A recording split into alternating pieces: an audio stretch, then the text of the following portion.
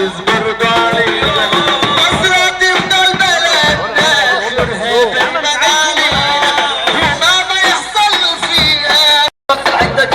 على انه قال انك كلمة تعيش عليك الكلمة اللي بتوجع كل حق بحبها عمال يلوك فكرك كتيرة ومش قدها 7000 تراك بس انا برميني بمسحك وانت جمهورك ربك عكيرك افشخك عكير اديك ترجع صوت فكرك يسمع وانا واقف على الستيج بلمع وانت تعدي بتشجع ثباتي ذاتي في المجال عجبتي ناس كتير ايام زمان كان الانسان مجبر على التغيير ببين المصروف بقول للناس انك مش قدي المفتري عديد لو ده يصير تعدي